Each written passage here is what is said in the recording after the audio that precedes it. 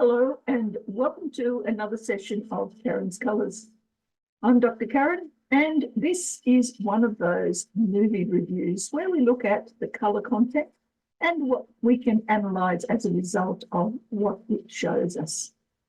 If you haven't been here before, then this is going to be a bit of a surprise to you because I don't discuss a lot of the film's content, just simply looking at its colour. On the other hand, if you've been here before, then welcome back. I'm very happy to see you once again having a look at what it is that I see when I view a film. Now, this particular film that I've chosen for this session is one that is quite old. I saw it myself in the 1970s, and at the time, I wasn't greatly impressed. I was more confused than anything. And looking at it again in retrospect now in 2026, I find myself once again wondering just why this film was made at all, much less as to what sorts of messages it was trying to give us. It certainly has a lot of different things that have been spoken about it. And basically, it's a science fantasy post-apocalyptic film. It's set in the year 2293, and it was shot in Eastern Ireland using a lot of local artisans and also local population to help the film along. It was a pet project by its director, John Foreman, who co-wrote the film, and it's about the problems of us hurtling at such a rate into the future that our emotions are lagging behind. That's actually a quote from him. And in many ways, the film was far ahead of its time.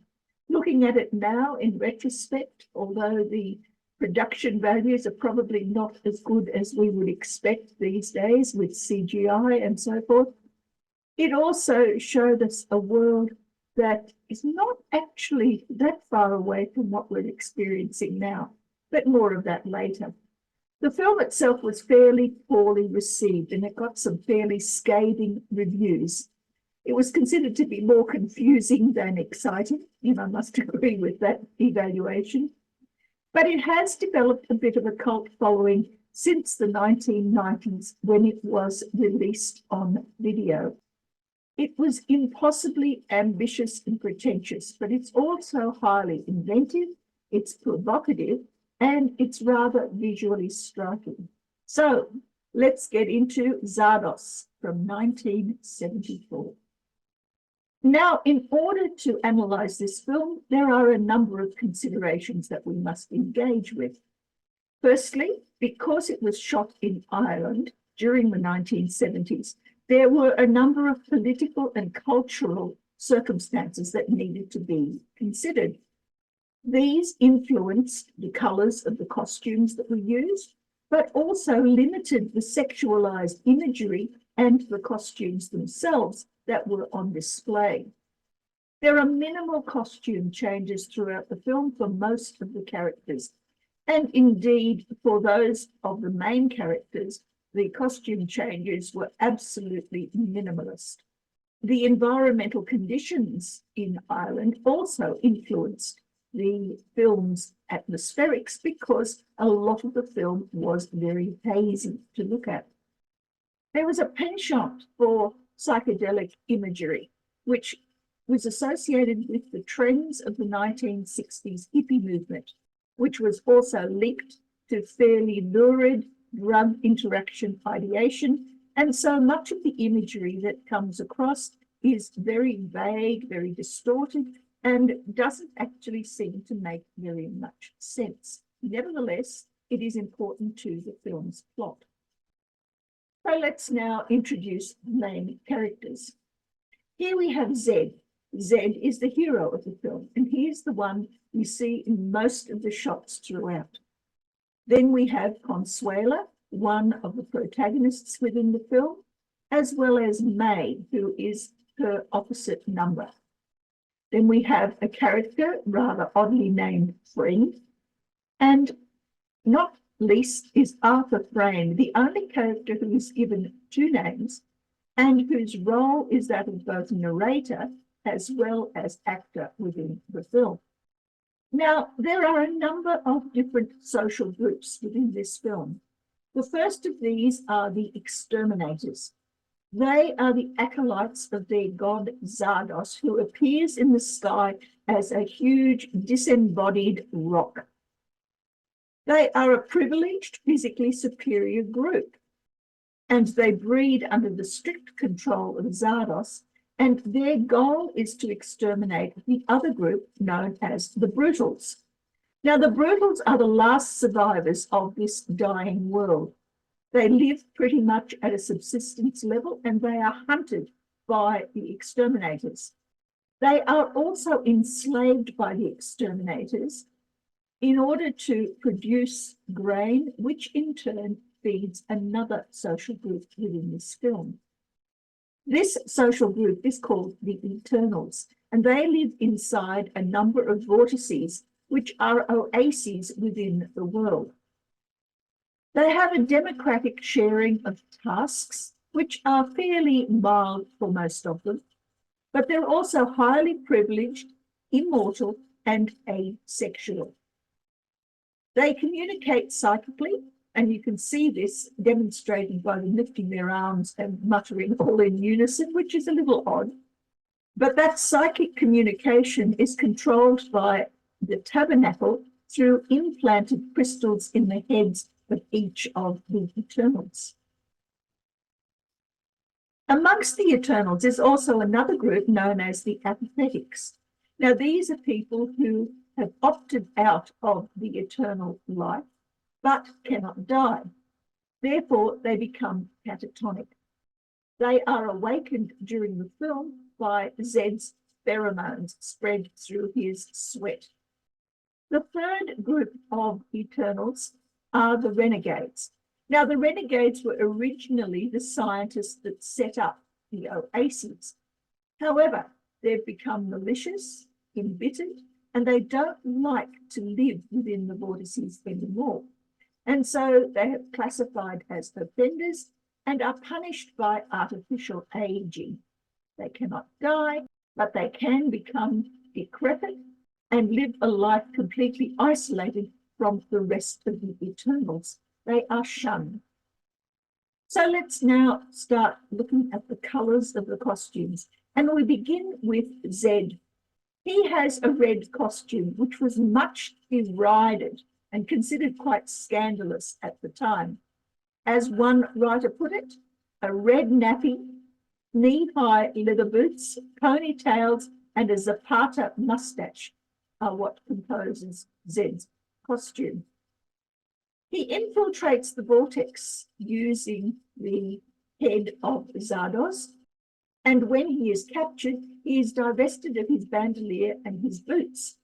And May is one of the ones who interrogates him for scientific purposes. Friend, on the other hand, uses him for slave duties. Later in the film, he wears a white wedding dress disguise in order to help him find the renegades and enlist them in order to destroy the tabernacle. When he's actually within the tabernacle and making hay with the gun that he's brought with him, he's wearing a red vest and orange shorts. As part of that destruction, we see him alternate between his face and the red mask that he wears as part of his devotions to Zardoz outside in the desolate area beyond the perimeters of the oasis. The way in which this is presented, of course, is very hallucinogenic. And finally, when he leaves with Consuela, he's wearing a green jacket and trousers, and we see him gradually aging out. Consuela is the character that eventually becomes Zed's consort. She is seen in green for most of the film, and she argues vehemently against Zed's being allowed to continue to live within the confines of the oasis. In yellow, green, and white, she tails Zed to observe and spy on what he is up to, what he's saying, and what he is capable of doing. In yellow, green, and grey, she leads the search that enables her to find Zed with the intention, of course, of killing him. And then finally, in a green jacket and trousers, very much the same as the one worn by Zed, she also is seen aging out. Now, the other main character looking at Zed for scientific purposes is May, and May wears orange. Her scientific inquiry involves a great deal of psychic penetration of Zed's unconscious mind. In white and orange, she's building up psychic energy, and with that, she then is able to penetrate Zed's memories. In blue, red, green, and pink, she escapes with the other pregnant females that Zed presumably has impregnated. We don't actually see that happening, as she leaves the vortex to take her chances out in the destroyed areas outside of these oases. So what does that tell us about Consuela and May? Well, they are juxtaposed against each other in the orange and green, which is very much linked to Irish ideas and values at the time that the film was made. But orange in Irish society is all about imperialist power. It's about the status quo. It's about maintaining law and order from an overlord. Green in that same society is all about resistance and rebellion. But the colour message for May and Consuela is actually reversed in this film. May's orange is about taking risks and rebelling against the constraints that exist within the society, whereas Consuela's green is all about maintaining the values of the status quo. Neither of them has power over each other, but their struggle is a psychological as well as a verbal one. In the middle of these two is Friend. Now, he's mainly seen in pink, both light and dark versions of it, and he plays the role of devil's advocate. Yes, he likes his life within the confines of the Eternals, but he also is curious and interested in what we can make of Zed. In dark pink and light pink, he's feigning support for Zed, and this is when we first see that he is in fact quite anti a lot of the established behaviours that exist within the Eternal Society. In light pink, he's resisting the communal mind link that will enable them to discover from him what his intentions are. And in black and white, he has been aged out as being now a renegade, no longer part of the Eternals group, and he's helping May and Zed to allow Zed to escape, but firstly to destroy the tabernacle. And then we have Arthur Frame. Now, Arthur is seen primarily in blue, and he begins the film by narrating its background. But here he is devising the Zardoz role that he then carries out. In blue and brown, he's teaching Zed and revealing the truth about who Zardoz in fact is. In black and white, he's returned to the vortex to join the rebellion. And in blue and brown, he dies alongside his friend called Friend. Now, Friend and Arthur's colours do not oppose one another. Both wear black and white to engage as renegades, and Arthur's role as a teacher to Friend's student enables the two of them to develop a way of dealing with Zed that is quite distinct from the way in which Consuela and May manage him. The blue that Arthur wears is all about knowledge, questioning, and understanding what the Eternals' life is all about, whereas the Friend's pink outfits are all about an incipient desire for information and skills that he can develop on his own. There is a desire for acceptance by Arthur, and hence he follows Arthur's directions. He's also feeling alienated from the Eternals and doesn't seek their approval. The significance of the colour blue is also seen in the headdress worn by the latest of the Eternals who has become renegade and is now being punished for his ill will. He's also a seeker and a finder of knowledge, but that knowledge is supposed to be denied the Eternals. So how then can we summarize these colours? Well, red is a threat to the status quo. Red is the colour worn by the exterminators, and of course it is the colour most closely associated with Zed. And he is the only one who wears it throughout the film, and everything he does works towards the destruction of the Eternals' society. Green is the colour of continuity. Now, we know that Consuela is completely linked to the colour green, but it also links to the ability to continue in strength that is hidden within the magical leaf that is given to Zed by one of the Eternals in order to replenish his abilities to fight off all of the advances that are being made by the other Eternals who are trying to prevent him from destroying their lifestyle. Orange is the determination for change. And here we have orange not only worn by May, but also a prominent colour that appears in the backgrounds of both the gatherings of the Eternals, but also of the background of the original scientist who is now aging to the extent that he can no longer get out of bed.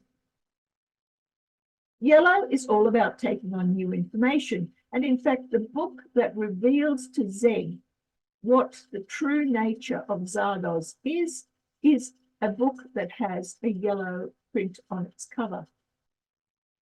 Pink is the desire for experience. And here we see Friend inspecting this new curiosity that has come into their lives.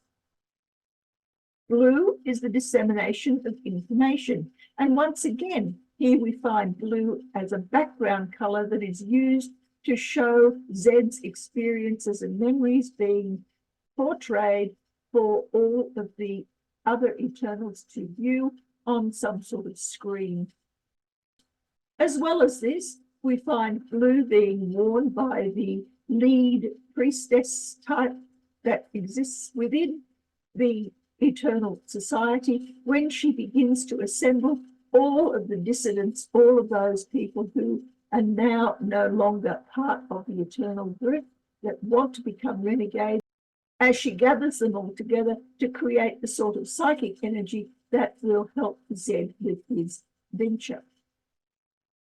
Black and white is the absence of colour, as we know, but it also is a devolution to the consequences of challenging the elites. Here we see Zed being disguised in white in order to find Friend, because Friend has some influence over the other renegades.